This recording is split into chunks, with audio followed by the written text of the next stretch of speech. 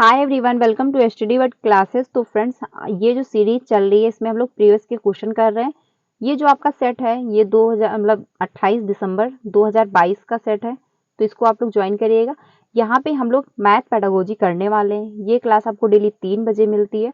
इसमें अब हम लोग क्या करने वाले हैं, प्रीवियस के जितने भी सेट हैं यानी 2011 से लेकर के 2024 तक ये सारे पेपर हम लोग सॉल्व करने वाले हैं। वो आपका दिन चाहे सीडीपी हो, हिंदी हो, ईवीएस हो, मैथ हो, तो ये सारे सेट हम लोग करने वाले हैं 2011 से लेकर 2024 तक, जितने भी आपके प्रीवियस के जो है पेपर हुए हैं।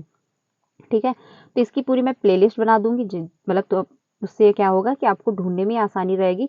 तो आप लोग ज्वाइन करिएगा क्योंकि प्रीवियस के क्वेश्चन काफी इंपॉर्टेंट है सीटेड में, क्योंकि काफी जो क्वेश्चन एक दो रिपीट भी होते हैं। आपको समझ में आता है जो क्वेश्चन कैसे पूछे जाते हैं। ठीक है, तो ये डेली क्लास आपको 3 बजे मिलेगी।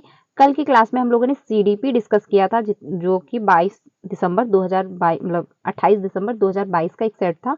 तो आप लोग जाकर के उसको ज्वाइन कर सकते हैं। उसमें पूरा मैंने एक सीडीपी का सेट डिस्कस किया है जिसमें 30 क्वेश्चन थे।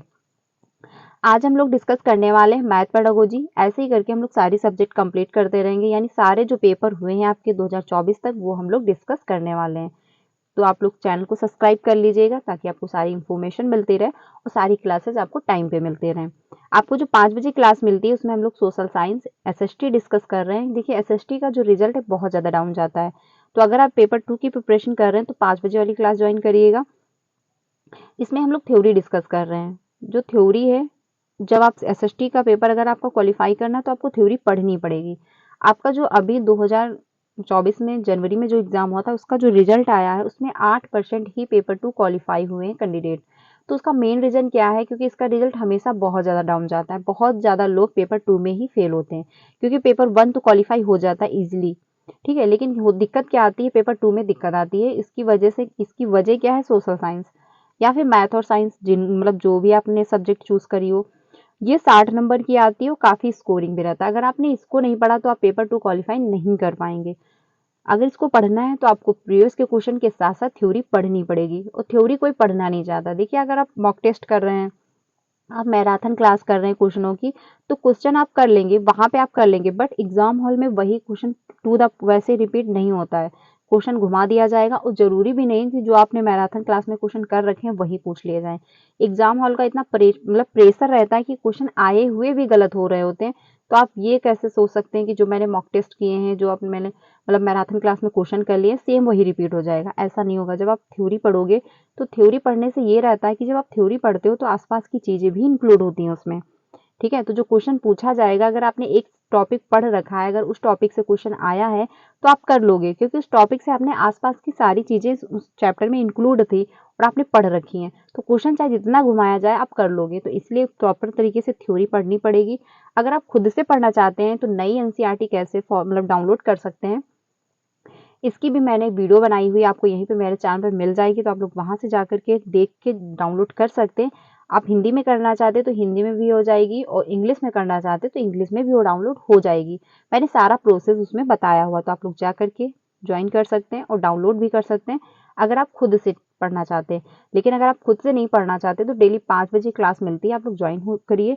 अच्छे से उसमें हम लोग डिस्कस करते हैं, उसके बाद हम लोग प्रेस के क्वेश्चन भी करने वाले हैं। लेकिन जो ये क्लास है आपको डेली 3 बजे मिलती है, तो इसको आप लोग जरूर ज्वाइन करिएगा। इसमें पेपर 1 वाले जितने भी कैंडिडेट हैं और साथ ही पेपर 2 वाले, क्योंकि सीडीपी आपकी सेम है, हिंदी भी सेम है, ईवीएस जो नहीं आती क्योंकि इसमें सोशल साइंस हो जाती है, और मैथ पेडागोजी जो होती है वो सेम ही रहती है अगर आपने मैथ ली है तो, क्योंकि मैथ और साइंस ले सकते हैं या फिर आप एसएसटी ले सकते हैं। तो स्टार्ट करते हैं आज का जो ये क्वेश्चन है। इसमें हम लोग डेली क्या करेंगे, पीवाईक्यू क्वेश्चन करने वाले हैं। 2011 से लेकर 2024 तक आपको सारे सेट यहाँ पे मिलेंगे। तो स्टार्ट करते हैं। अगर चैनल पे पहली बार आए हो तो वीडियो को लाइक करके चैनल को भी सब्सक्राइब कर लीजिएगा, सो दैट आपको सारी इन्फॉर्मेशन टाइम पे मिलती रहे, सारी क्लासेस भी टाइम पे मिलती रहे। तो ये जो क्वेश्चन पहला दिया गया है कंटेंट का है। आपके मैथ पेडागोजी में क्या होता है, 15 नंबर का कंटेंट आता है, 15 नंबर की पेडागोजी आती है। तो हम लोग 15 नंबर की पेडागोजी जो है वो सॉल्व करने वाले हैं। ठीक है, लेकिन एक क्वेश्चन जो कंटेंट का है इसको भी हम लोग देख लेते हैं। इसमें बात ये कही गई है कि नए पैटर्न का अवलोकन कीजिए, यानी जो इसमें पैटर्न दिया गया है, एक क्वेश्चन ऐसा पूछा जाता है कि आपको समझना होता है कि आखिर क्या पैटर्न इसमें दिया गया है। तो इसमें जो पैटर्न दिया गया है आप यहाँ पे देख सकते हैं, 1 है, 2 है, 3 है, 4 है, 5 है।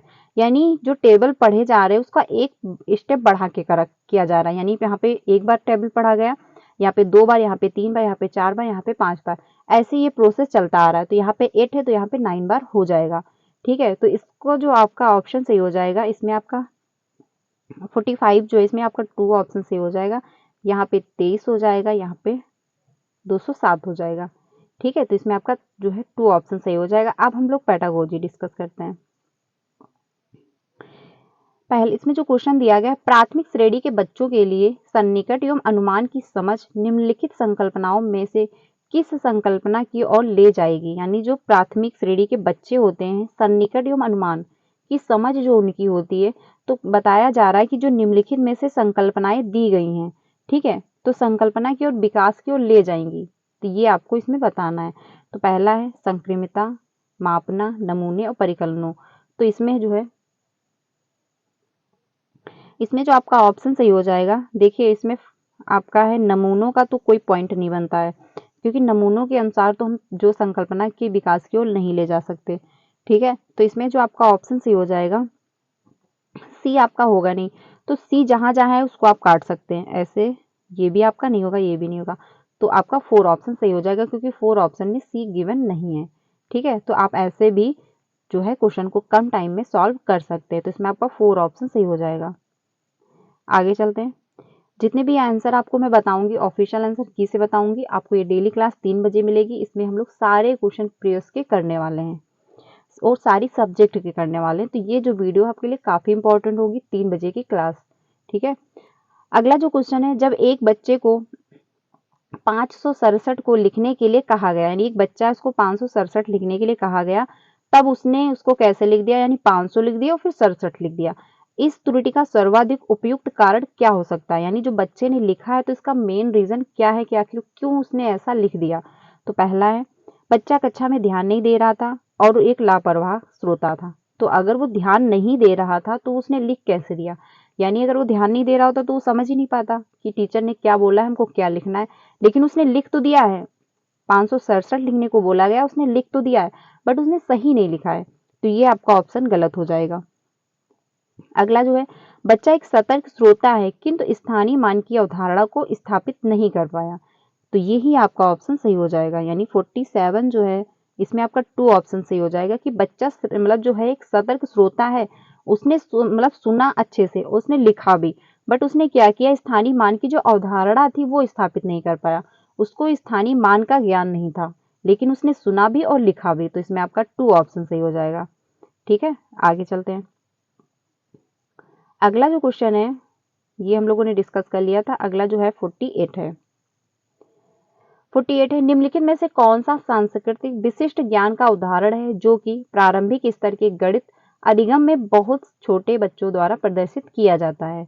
तो इसमें ये बात कही जा रही सांस्कृतिक विशिष्ट ज्ञान की मतलब ज्ञान का उदाहरण है जो कि प्रारंभिक स्तर के बच्चे हैं, यानी जो प्राइमरी लेवल के बच्चे हैं, अधिगम में बहुत छोटे बच्चों द्वारा प्रदर्शित किया जाता है। तो इसमें पहला है, अधिगमकर्ता द्वारा प्रयुक्त संख्या शब्द या फिर संख्या संक्रियाएं या फिर दिग स्थान संबंधी समझ या गणितीय पहेलियां आदि हल करना। तो 48 जो है इसमें आपका फर्स्ट ऑप्शन सही हो जाएगा, अधिगमकर्ता द्वारा प्रयुक्त संख्या शब्द। ठीक है, इसमें आपका फर्स्ट ऑप्शन सही हो जाएगा। आगे चलते हैं। 49 जो है, निम्नलिखित में से कौन सा कथन गणित के अधिगम के संबंध में सही है। यानी जो गणित है उसके अधिगम के संबंध में सही है। तो पहला है, लड़कियों की तुलना में लड़के गणित सीखने में बेहतर होते हैं। या फिर अगला है, विशेष आवश्यकताओं वाले बच्चों के लिए अलग कक्षा होनी चाहिए क्योंकि वे अन्य बच्चों के साथ नहीं सीख सकते। तो इंक्लूसिव एजुकेशन कहती है कि हमको सभी बच्चे को एक साथ इंक्लूड करना है। लेकिन यहाँ पे बात क्या की जा रही है कि हमको जो जिन बच्चों को दिक्कत है समझने में, यानी कि जिन बच्चों को समझने में समस्या आ रही है, उनको क्या करना है, हमको अलग कर देना है, यानी उनकी अलग ही कक्षा बना देनी है। क्योंकि वो जो दूसरे बच्चे हैं जिनको सीखने में आसानी है, वो कम समय में अच्छे से सीख पा रहे हैं, जिन बच्चों में कोई डिसेबिलिटी नहीं है, तो उनको सीखने में अवरोध उत्पन्न कर रहे हैं। तो ये भी आपका ऑप्शन गलत हो जाएगा। आगे चलते हैं। अगला जो ऑप्शन है, प्रत्येक व्यक्ति गणित सीख सकता है। जो प्रत्येक व्यक्ति है वो गणित सीख सकता है। अगला है, गणित में प्रक्रियात्मक प्रवाह सदैव अवधारणात्मक स्पष्टता की ओर ले जाएगा। तो ये आपका ऑप्शन थर्ड सही हो जाएगा, क्योंकि इसमें बात ये कही गई है कि निम्नलिखित में से कौन सा कथन गणित के अधिगम के संबंध में सही है। तो सिंपल सी बात है, थर्ड ऑप्शन सही हो जाएगा, क्योंकि जो गणित है ये तो नहीं कि लड़की है तो लड़की गणित नहीं सीख पाएगी। तो इसका बहुत अच्छा उदाहरण जो है शकुंतलम, उनको तो मैथ बहुत अच्छी आती थी। तो ये नहीं कहना गलत होगा आज की डेट में कि लड़कियों को मैथ नहीं आती या फिर लड़कों को मैथ नहीं आती, क्योंकि जो गणित है वो सभी सीख सकते हैं। अगर जिसको भी सीखने की इच्छा है, अगर उसमें इंटरेस्ट है तो वो सीख लेगा, प्रैक्टिस भी कर लेगा, टाइम पे वो सीख भी जाएगा। तो ये अवधारणा जो सदियों से बनी आ रही है कि गणित में लड़कियां कमजोर होती हैं, लड़के मजबूत होते हैं, उनको मैथ बहुत अच्छे से आती है, तो ये सदियों की चली जो बनी मतलब चली आ रही अवधारणाएं हैं, ये स्टीरियोटाइप को दर्शाती हैं। ठीक है, तो इसमें आपका जो है थर्ड ऑप्शन सही हो जाएगा कि जो गणित है वो प्रत्येक व्यक्ति सीख सकता है अगर वो प्रैक्टिस कर रहा है, अगर उसको इंटरेस्ट है उस सब्जेक्ट में। आगे चलते हैं। राष्ट्रीय पाठ्यचर्या रूपरेखा 2005 की पाठ्यचर्या को महत्वाकांक्षी होने के लिए तर्क प्रस्तुत करता है। इस दृष्टि को दर्शाने के लिए निम्नलिखित में से कौन सा से सर्वाधिक उपयुक्त है, यानी एनसीएफ जो है 2005 बात की गई है इसमें।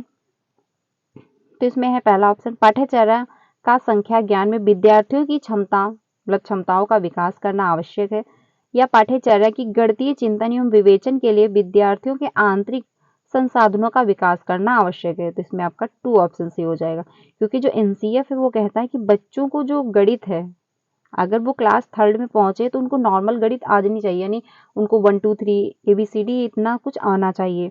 और वो जो गणित है वो जो मतलब गणितीय चिंतन एवं विवेचन के लिए विद्यार्थियों के आंतरिक संसाधनों का विकास होना चाहिए, यानी जो बच्चे हैं गणित हुई और जो चिंतन है उसके प्रति वो अवेयर हो पाए, उसको अपनी लाइफ में प्रयोग कर पाए। तो इसमें आपका 2 ऑप्शन सही हो जाएगा। आगे चलते हैं। अगला जो ऑप्शन है 51, राष्ट्रीय पाठ्यचर्या रूपरेखा 2005 के अनुसार प्राथमिक स्तर के गणित पाठ्यक्रम को डैश डैश पर सबसे कम केंद्रित होना चाहिए, यानी जो प्राथमिक स्तर की मैथ होती है उस पाठ मतलब जो प्राथमिक स्तर की मैथ है यानी जो पाठ्यक्रम है उसमें सबसे कम जो है केंद्रित होना चाहिए। तो क्या केंद्रित होना चाहिए? प्रासंगिक गणितीय शब्दावली के विकास, दिन के स्थान संबंधी समझ के विकास, प्रतिमानों प्रतिरूपों की पहचान, या फिर समस्याओं को हल करने के लिए मानक कलन विधियों का उपयोग। तो 50 जो 1 है इसमें आपका जो है 4 ऑप्शन सही हो जाएगा, क्योंकि प्राइमरी स्तर के बच्चे हैं, ठीक है, उनको अगर आप दिव्य स्थान यानी रिक्त स्थान दे रहे हो तो आप वो अच्छे से कर लेते हैं। और बुकें भी प्रिंट होती हैं जो क्लास 1 2 की होती हैं, आपने देखा होगा, प्रतिमानों प्रतिरूपों की भी पहचान करना स्टार्ट कर देते हैं। लेकिन जो बात कही गई समस्या को हल करने के लिए मानक कलन विधियों का उपयोग, तो ये आपका ऑप्शन नहीं होगा, मतलब यही आपका ऑप्शन सही हो जाएगा, क्योंकि इसमें बात कही कि पर सबसे कम केंद्रित होना चाहिए। ठीक है, तो इसमें आपका 4 ऑप्शन सही हो जाएगा। अगला जो है 52, निम्नलिखित में से कौन सा रचनात्मक आकलन का उद्देश्य नहीं है, यानी जो रचनात्मक आकलन है उसका उद्देश्य नहीं है। तो पहला है बच्चे की भ्रांतियों के बारे में जानना, या फिर ज्ञान के निर्माण में बच्चे की समझ को आंकना, यानी बच्चे का जो ज्ञान है आखिर उसकी समझ कहाँ तक डेवलप हो पाई उसको आंकना, उसको कहाँ पे दिक्कत आ रही है, और जो बच्चे की भ्रांतियां बनी हुई हैं उसको उसके बारे में भी जानना। अगर आप जो मान लीजिए बच्चे की कोई गलत अवधारणा बनी हुई है किसी टॉपिक से रिलेटेड, अगर आप उसके बारे में जान रहे हो तो आप कोशिश करोगे कि उसको हम कैसे दूर करें। अगर आपने जाना ही नहीं तो आप उसको कैसे सॉल्व कर पाएंगे, यानी उसकी जो भ्रांतियां बनी है उसको कैसे दूर करेंगे। तो ये भी पॉजिटिव है, ये भी पॉजिटिव है, लेकिन हमको नेगेटिव क्वेश्चन का आंसर देना है क्योंकि यहाँ पे नहीं लिखा हुआ है। ठीक है, आगे चलते हैं।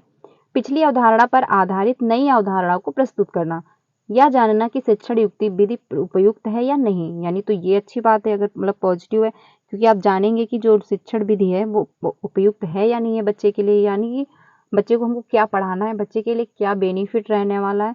तो ये आपका ऑप्शन सही है। लेकिन इसमें जो बात कही पिछली अवधारणा पर आधारित नई अवधारणा को प्रस्तुत कर देना, यानी जो पिछली अवधारणाएं बनी हुई थी आप उसी पर नई अवधारणा को मतलब प्रस्तुत कर दे रहे हो, तो उसमें कोई चेंजमेंट नहीं है। क्या पता जो नई अवधारणा बनी हो उससे बिल्कुल अपोजिट हो, लेकिन आप उसी में सम्मिलित किए दे रहे हो तो सब खिचड़ी पक जाएगी। ठीक है, तो इसीलिए आपका जो इसमें थर्ड ऑप्शन सही हो जाएगा, क्योंकि रचनात्मक आकलन के बारे में यही जो है उद्देश्य सही नहीं है, क्योंकि आप सेम वैसा ही रिपीट कर रहे हो तो उसमें कोई चेंजमेंट नहीं कर रहे हो, तो यानी इसमें क्रिएटिविटी कोई लग नहीं रही है। ठीक है, तो इसमें आपका थर्ड ऑप्शन सही हो जाएगा। अगला जो है 53 जो क्वेश्चन है,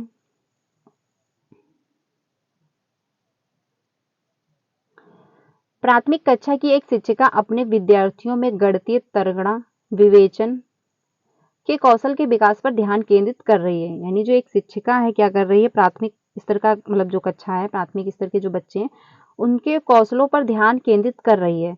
निम्नलिखित में से कार्य उसकी सबसे उपयुक्त तरीके से सहायता कर सकते हैं। यानी इसमें कौन सा एक कार्य है जो उसकी सबसे उपयुक्त तरीके से सहायता किया जा मतलब कर सकते हैं उसके माध्यम से आप। तो पहला है, इसमें जो पहला है, अपनी कक्षा में गणितीय क्रीड़ाओं और पहेलियों का उपयोग करना, या फिर अभ्यास के लिए दिए गए एक सूत्र पर आधारित बहुत सारे प्रश्न करा देना। तो प्राइमरी के बच्चे हैं, आप एक ही अभ्यास में बहुत सारे अगर प्रश्न करा दोगे तो भी बच्चे नहीं सीख पाएंगे। ठीक है। नियमित कक्षा परीक्षाओं का आयोजन, यानी आप से परीक्षाएं ही करवाते जा रहे हैं नियमित रूप से। तो क्योंकि प्राइमरी के बच्चे, हमको उनके स्तर को ध्यान में रख के पढ़ाना है। यानी जो छोटी क्लासें होती है, आपने उसमें देखा होगा ज़्यादा एक्टिविटी करके हम लोग ज़्यादा पढ़ाते हैं। यानी जो बच्चे होते हैं उनको अगर खेल के माध्यम से पढ़ा रहे हो, कोई पहेली बुझा रहे हो, तो उसके माध्यम से वो बेहतर सीख रहे होते हैं। लेकिन यहाँ पे बात की जा रही है कि नियमित रूप से आप परीक्षा ही आयोजित कर रहे हैं, तो ये भी आपका गलत हो जाएगा। श्यामपट्ट पर पाठ्य पुस्तक के प्रश्नों को हल करना, यानी अगर आप श्यामपट्ट पे ही जो पाठ्य पुस्तक के प्रश्न है वो आप सॉल्व कर दोगे तो बच्चा निष्क्रिय रूप से सिर्फ उतार लेगा अपनी नोटबुक पे।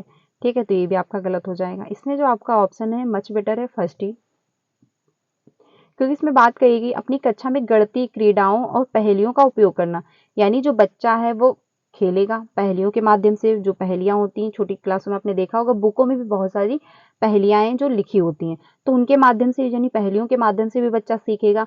साथ ही साथ कोई प्ले ग्रुप करा देंगे, कोई एक्टिविटी करा देंगे, तो उसके भी माध्यम से बच्चा सीख रहा होता है। यानी एक गोला बना करके भी बच्चों को बैठा दिया जाता है, फिर इसमें एक बच्चा बीच में खड़ा होता है, फिर 1 2 टेबल वगैरह पढ़ता है, तो इसके माध्यम से भी बच्चे बहुत अच्छे से सीख रहे होते हैं। तो हमको बच्चे के स्तर को देख के ध्यान में रख के ही बच्चे को लर्निंग करानी है।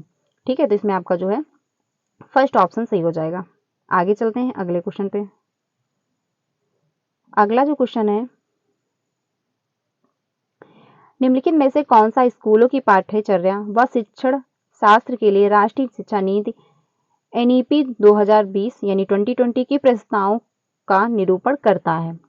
तो इसमें जो बात कही गई है 54 जो है, पहला है अधिगम समग्र और एकीकृत होना चाहिए, या फिर बात कही गई है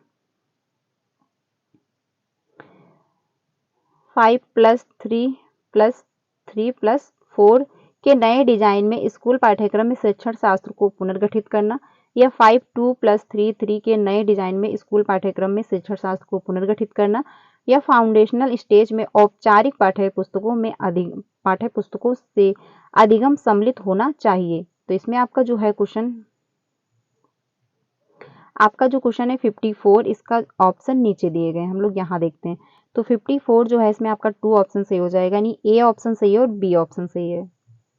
क्योंकि आपकी जो नई नियमावली तैयार की गई थी उसमें जो इसमें बताया गया है 5+3+3+4, तो ये जो नियमावली लागू की गई है, तो ये आपका ऑप्शन सही हो जाएगा। और अधिगम समग्र को एकत्रित होना चाहिए, यानी जो अधिगम है वो एक दूसरे से इंक्लूड होना चाहिए। अगर आप हिंदी पढ़ा रहे हो तो हिंदी भी थोड़ी बहुत मैथ से रिलेट करनी चाहिए, मैथ है तो वो भी थोड़ी बहुत हिंदी इंक्लूड होनी चाहिए। आपने देखा होगा छोटी क्लासों में अलग अलग सब्जेक्टें नहीं होती हैं, यानी 1 की क्लास बुक आप उठा के देख लीजिए या फिर क्लास 2 की बुक उठा के देख लीजिए, उसमें अलग अलग पार्ट नहीं दिए गए, एक ही बुक में सब कुछ इंक्लूड है। ठीक है, तो बच्चे जो होते हैं छोटे, क्योंकि वो सभी को अब एक ही रूप में देख रहे होते हैं, वो ये नहीं है कि ये अगर उन्होंने जानवर देख लिया तो ये अलग है, उन्होंने कुछ और चीज देख ली तो ये अलग है, ऐसा वो नहीं करते, वो सभी को एक साथ देख रहे होते हैं। ठीक है, तो इसमें आपका 2 ऑप्शन सही हो जाएगा। अब चलते हैं 55 पे। एक शिक्षक हस्तकौशल सामग्री जैसे कि ब्लॉक, मार्बल इत्यादि का उपयोग गुणन की अवधारणा को विकसित करने के लिए करता है। ठीक है, इस प्रक्रिया की हस्तकौशल सामग्री का उपयोग क्या होगा? तो पहला ऑप्शन है शिक्षार्थियों में द्वंद्वता असमंजस्य उत्पन्न करता है, औपचारिक कलन विधियों को समझाने में बाधा डालता है, छोटे बच्चों को खाली समय देता है, या फिर अवधारणात्मक अधिगम में सहायक होता है। तो 55 जो है इसमें आपका 4 ऑप्शन से हो जाएगा कि अवधारणात्मक अधिगम में सहायता जो है सहायक होता है। ठीक है, तो इसमें आपका क्या होगा, 4 ऑप्शन सही हो जाएगा। आगे चलते हैं अगले क्वेश्चन पे। निम्नलिखित में से किसका उपयोग बच्चों में किसी विशेष अवधारणा के प्रति भ्रांतियों एवं अधिगम में आ रही कठिनाइयों के विश्लेषण के लिए किया जाता है? यानी अगर कोई अवधारणा है, कोई टॉपिक है, उसमें बच्चे को कोई भ्रांतियां बनी हुई, यानी गलत अवधारणाएं बच्चे ने अपने दिमाग में फीड कर ली है, ठीक है, तो उन भ्रांतियों को और जो अधिगम के दौरान आ रही कठिनाइयां हैं उनका विश्लेषण किया जाना चाहिए, यानी करने के लिए क्या किया जाता है। तो पहला है मानक संदर्भित परीक्षा कराएंगे या फिर मानदंड संदर्भित परीक्षा होगी, फिर नैदानिक होगी या औपचारिक होगी। तो 56 जो है इसमें आपका थर्ड ऑप्शन सही हो जाएगा, क्योंकि हमको बच्चे की जो भ्रांतियां हैं और जो टीचिंग के दौरान यानी लर्निंग के दौरान में क्या समस्याएं आ रही हैं तो उसके बारे में हमको पता लगाना है। तो उसके लिए पहले हम पता लगाएंगे, तभी जब पता लगाएंगे तो निदानात्मक परीक्षा होगी, उसी के माध्यम से हम पता लगा पाएंगे कि बच्चे ने क्या गलत जो धारणाएं बना रखी है या फिर बच्चे को लर्निंग के दौरान कहाँ पे समस्या आ रही है। उसके बाद हम क्या करेंगे, उपचार शिक्षण देंगे, ठीक है। तो ये जो है निदानात्मक परीक्षण के बाद आता है, तो इसमें आपका थर्ड ऑप्शन सही हो जाएगा। आगे चलते हैं, अगला जो क्वेश्चन है, कथन में दिए गए जानकारी के आधार पर निम्नलिखित में से कौन सी सुझाई गई शिक्षण विधियां शिक्षार्थी को गणितीय ज्ञान का निर्माण करने का प्रत्यक्ष अनुभव प्रदान करती हैं? तो 57 जो है इसके हम लोग ऑप्शन देख लेते हैं। इसमें जो ऑप्शन बहुत ज्यादा लेंथी दिए गए हैं, यानी जो रीजन दिया गया है, अब कथन दिया गया था, अब इसका रीजन दिया गया है। एक शिक्षक इस अवधारणा को पढ़ना चाहता है कि चतुर्भुज के कोणों का योगफल 360 है, यानी जो एक शिक्षक है वो अवधारणा पढ़ना चाह रहा है कि जो चतुर्भुज है उसके कोणों का क्या है, योगफल जो है 360 है। अब शिक्षण विधियां बताई गई हैं, फिर उसमें आपको आंसर देना है कि कौन सी शिक्षण विधि इस क्वेश्चन के लिए जो है यानी इस मेथड के लिए सही है। तो आप खुद ही देख सकते हैं, ये 2022 का पेपर है, ठीक है, तो कितना लेंथी था, कैसे पूछे जा रहे हैं आप खुद ही समझ सकते हैं। इसमें समय लगता है, तो इसलिए आपको पहले से प्रैक्टिस करनी पड़ेगी। तो इसमें हम लोग देख लेते हैं शिक्षण विधियां कौन कौन सी हैं। पहली जो है, शिक्षक श्यामपट्ट पर एक चतुर्भुज बनाता है और उसके कोणों को चांदा का उपयोग करके मापता है और दिखाता है कि कोणों का योग जो है योगफल 360 के बराबर है। तो श्यामपट्ट पर अगर वो बनाएगा, फिर वो नापेगा और फिर बता रहा है कि बच्चों को इतना है, तो बच्चे निष्क्रिय रूप से देख लेंगे, बस वो समझ लेंगे कि हाँ इतना होता है। अगला जो है, शिक्षक कांच के एक टुकड़े पर एक चतुर्भुज खींचता है और फिर उसका एक विकर्ण खींचता है ताकि चतुर्भुज को दोनों भुजाओं में विभाजित किया जा सके। वह जो है त्रिभुजों के कोणों योग गुणधर्म का उपयोग करके दिखाता है कि चतुर्भुज के कोणों का जो है योगफल 360 है। हो सकता है। आगे चलते हैं। अगला जो है, शिक्षक छात्रों को कागज के एक टुकड़े पर विभिन्न प्रकार के चतुर्भुज बनाने के लिए कहता है और उसके आंतरिक कोणों को मापने के लिए प्रत्येक प्रकार की चतुर्भुज के चतुर्भुज में कोणों का योग जो है खोजने के लिए कहता है। तो इसमें बच्चा जो है वो कह रहा है कि जो है चतुर्भुज के जो आंतरिक कोण हैं उनको नापो, उसके बाद चतुर्भुज के कोणों का योग जो है उसको खोजने के लिए भी बच्चों से कह रहा है। तो इसमें बच्चे ज्यादा एक्टिव हैं, ठीक है। तो यही आपका जो है मेथड अच्छा हो जाएगा, जिसमें बच्चा इन्वॉल्व होगा वही मेथड जो है वो ज्यादा अच्छा है, यानी वही मेथड उचित माना जाएगा जिसमें बच्चा इन्वॉल्व है। बाकी जो मेथड बताए गए हैं उसमें क्या है, बच्चा निष्क्रिय है बट टीचर जो है सक्रिय है, लेकिन बच्चा जो है वो पैसिव होके क्या कर रहा है, वो सीख रहा है, बैठा हुआ है जो निष्क्रिय रूप से, और टीचर जो है बता रहा है। लेकिन इसमें जो थर्ड ऑप्शन है इसमें बच्चा भी इन्वॉल्व है, और जिसमें बच्चा इन्वॉल्व है वही जो है ऑप्शन बेस्ट है। तो इसमें आपका थर्ड है, यानी कि इसमें 2 ऑप्शन आपका सही हो जाएगा, केवल थर्ड ऑप्शन सही है। आगे चलते हैं अगले क्वेश्चन पे। आप खुद ही देख सकते हैं कि कितने जो लेंथी क्वेश्चन पूछे जाते हैं। देखिए सीटेट जो है आज भी वैसा ही सिलेबस है, कुछ चेंज नहीं हुआ, लेकिन पूछने का तरीका बहुत बदल गया है, यानी जो क्वेश्चन पूछने का लेवल है बहुत ज़्यादा हाई हो चुका है। तो यही मेन रीज़न है कि जो है अब सीटेट में बहुत सारे कैंडिडेट फेल हो रहे हैं, क्योंकि आपको प्रैक्टिस करनी है और थ्योरी फॉलो करनी है। और प्रीवियस के जितने क्वेश्चन हैं वो आप जितना ज़्यादा प्रैक्टिस कर सकते हो सिर्फ प्रीवियस के क्वेश्चन से ही करिए, ठीक है। आगे चलते हैं। राष्ट्रीय पाठ्यचर्या रूपरेखा 2005 के अनुसार विविध संस्कृतियों में पटरी विक्रेता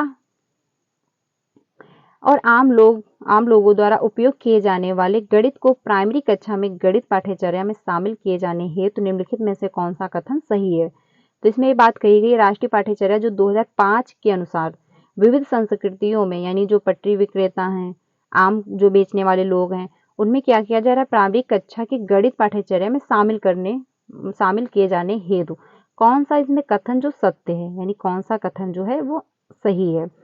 तो पहला ऑप्शन है, इसमें पहला जो ऑप्शन दिया गया है, औपचारिक गणित को पटरी विक्रेता तथा आम लोगों द्वारा प्रयोग किए जाने वाले गणित जो है गणित में कोई संबंध नहीं है। अगला जो है, आम लोगों द्वारा प्रयुक्त गणित क्रियाएं काफी जो है समृद्ध और महत्वपूर्ण है और उनकी कक्षा चर्चा में शामिल किया जा सकता है। अगला है, विभिन्न संस्कृतियों में प्रयुक्त गणितीय व्यवहार को शामिल जो है करना गणित के अधिगम को रुचिपूर्ण और प्रासंगिक बनाने के लिए किया जा सकता है। अगला ऑप्शन देख लेते हैं हम लोग। अगला ऑप्शन जो है, विविध पृष्ठभूमि से आए बच्चे संख्यीय गणित मतलब गिनती और परिकलन के विभिन्न तरीकों को कक्षाई चर्चा में शामिल कर सकते हैं। तो इसमें जो आपका ऑप्शन है 58 है, इसमें बात ये कही गई है कि 2005 के अनुसार, यानी जो विविध संस्कृत यानी जो विभिन्न पृष्ठभूमि के आए हुए बच्चे हैं, मतलब पटरी विक्रेता और आम लोगों द्वारा जो उपयोग किए जाने वाले गणित होती है उसको प्राइमरी कक्षा में गणित पाठ्यचर्या में शामिल करेंगे। यानी जो प्राइमरी के बच्चे हैं उनको जो गणित पाठ्यक्रम है उसमें आप शामिल करेंगे। तो इसमें आपका पहला ही ऑप्शन सही हो जाएगा। इसमें बात ये कही गई है, औपचारिक गणित को पटरी विक्रेता तथा आम लोगों द्वारा प्रयोग किए जाने वाले गणित में कोई संबंध नहीं है, क्योंकि जो आम लोगों यानी जो आम जनता है अगर वो गणित का प्रयोग कर रही है, मान लीजिए कोई व्यक्ति सब्जी बेच रहा है तो उसमें भी गणित का प्रयोग कर रहा है, लेकिन जो क्लासरूम में गणित पढ़ाई जा रही वो बिल्कुल डिफरेंस है, उससे यानी अंतर पाया जा रहा है। यानी जो दैनिक जीवन में हम गणित का प्रयोग करते हैं, कोई सामान खरीदने जाते हैं तो वो उसका महत्व अलग है, लेकिन जो क्लासरूम में मैथ पढ़ाई जाती है उसका महत्व अलग है। यानी दोनों का जो है वो अलग है, कोई संबंध नहीं है। तो इसमें आपका फर्स्ट ऑप्शन सही हो जाएगा। अगला जो क्वेश्चन है 59, सेकेंड लास्ट क्वेश्चन है, जब बच्चों को दो भिन्नों को जोड़ने के लिए कहा जाता है तब एक सामान्य त्रुटि जो गणित का शिक्षक अक्सर पाता है वह यह है कि बच्चे अंश को हर के साथ और हर को हर के साथ जोड़ देते हैं। यानी जब बच्चों को भिन्न जोड़ने के लिए कहा जाता है तो वो क्या करते हैं, हर को हर के साथ जोड़ देते हैं और अंश जो होता है वो अंश के साथ जोड़ देते हैं। ठीक है, ऐसी त्रुटि जो है, त्रुटि का सबसे संभावित कारण क्या हो सकता है, यानी जो ये त्रुटि यहाँ कर रहे हैं बच्चे उनका मेन रीजन क्या हो सकता है। तो इसमें जो है आपका पहला ऑप्शन, लिखित अभ्यास का अभाव है, यानी बच्चे प्रैक्टिस नहीं कर रहे हैं। कक्षा में सतर्कता का अभाव है, यानी बच्चे जो है सतर्क नहीं है। प्राकृतिक संख्याओं के प्रयोग से संबंधित बच्चों की पूर्व समझ है, या फिर शिक्षण अधिगम सामग्री की अनुपलब्धता है। तो 59 जो है इसमें आपका थर्ड ऑप्शन सही हो जाएगा, क्योंकि प्राकृतिक संख्याओं के योग से संबंधित जो बच्चों की पूर्व समझ है, यानी बच्चे क्या कर रहे हैं, हर को हर में ही जोड़ उनको समझ में लग रहा है और जो अंश है अंश को जोड़ दे रहे हैं। ये ऐसा कहना गलत है कि अभ्यास नहीं है, अगर आप रटा देंगे तो बच्चे तब भी नहीं समझ पाएंगे। सतर्कता ना होती तो वो अंश को अंश में नहीं जोड़ पाते और हर को हर में नहीं जोड़ पा रहे होते। ठीक है, वो बिल्कुल निष्क्रिय होते, कुछ नहीं कर पा रहे होते, लेकिन वो सतर्क हैं, थोड़ा बहुत वो समझ रहे हैं।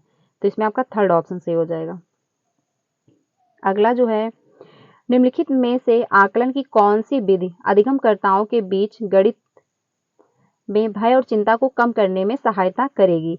परियोजना, सहयोगी अधिगम कार्य, पेपर पेंसिल टेस्ट, योगात्मक आकलन। तो इसमें आप ऑप्शन हम लोग देख लेते हैं। इसमें जो आपका ऑप्शन है 4 सही हो जाएगा, यानी फर्स्ट भी सही है और आपका सेकंड भी सही है। पेपर पेंसिल टेस्ट की कोई बात नहीं है और ना ही योगात्मक आकलन, यानी आपको अंक नहीं देने, कोई ग्रेड नहीं देना। आप इसलिए टेस्ट कर रहे हो, इसलिए आप जो आकलन करना चाह रहे हो कि बच्चे कितना समझ पा रहे हैं, उनको कहाँ पे दिक्कत आ रही है। ठीक है, तो इसमें बात ये कही गई, विधि अधिगमकर्ताओं के बीच गणित में भय और चिंता को कम करना है। यानी जो बच्चे हैं, क्योंकि सभी को लगता है कि गणित से सभी बच्चे डरते होते हैं, खासतौर पे जो छोटी क्लासेस होती है तो बच्चों को गणित से भय लगता है, तो हमको उसको कम करना है। यानी जो उनकी चिंता है उसको भी हमको कम करना है, उनको गणित में इंटरेस्ट लाना है बच्चे के अंदर। ठीक है, तो वो पेपर पेंसिल टेस्ट से तो और ज़्यादा भयभीत हो जाएंगे। अगर हम नंबर ग्रेड देने लगेंगे तब भी जो बच्चे हैं उनको कम मैथ आती तो उनमें हीनता की भावना आएगी। तो ये भी आपका ऑप्शन गलत हो जाएगा, ये भी गलत हो जाएगा। इसमें फर्स्ट और साथ ही साथ सहयोगी अधिगम कार्य देंगे, यानी ग्रुप लर्निंग करवा देंगे, बच्चे एक दूसरे की मदद करके गणित सीख रहे हैं।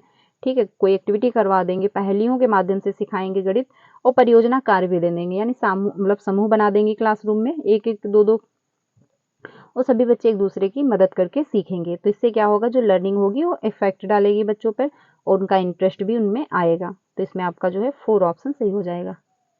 तो ये थी 15 क्वेश्चन मतलब मैथ पेडागोजी के, मैंने सॉल्व किया आप लोगों के साथ।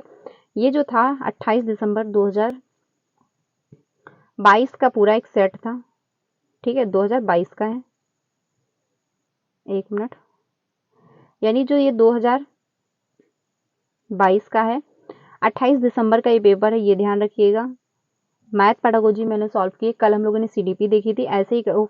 आज जो आपको क्लास मिली है वो काफ़ी इंपॉर्टेंट है, उसमें हम लोगों ने हिंदी के पैसेज कैसे सॉल्व कर सकते हैं, कम समय में कैसे आप अच्छे से 15 में 15 नंबर ला सकते हैं, वो मैंने वीडियो बनाई हुई, उसको आप लोग जा करके देखिएगा। वो जो वीडियो मैंने बनाई है उसमें पैसेज जो मैंने सॉल्व किया वो प्रीवियस का ही पैसेज है, ठीक है। तो वो आप वहां से भी हेल्प मिलेगी, साथ ही साथ आपको समझ में आएगा कि वो जो पैसेज है उसको हमको कैसे कम समय में सॉल्व करना है और कैसे हम 15 में 15 ला सकते हैं। तो वीडियो भी देखिएगा। ये क्लास आपको डेली 3 बजे मिलती है, तो इसको ज्वाइन करिएगा। इसमें हम लोग प्रेस के क्वेश्चन अप करने वाले हैं, ये पूरी एक सीरीज चलने वाली है सारी सब्जेक्ट की, ठीक है। तो ये आप लोग ज्वाइन करिएगा। वीडियो अच्छी लगी हो तो उसको लाइक करिएगा, ज़्यादा से ज़्यादा अपने फ्रेंड को भी शेयर कीजिएगा। कल मिलते हैं नेक्स्ट वीडियो में। Thank you.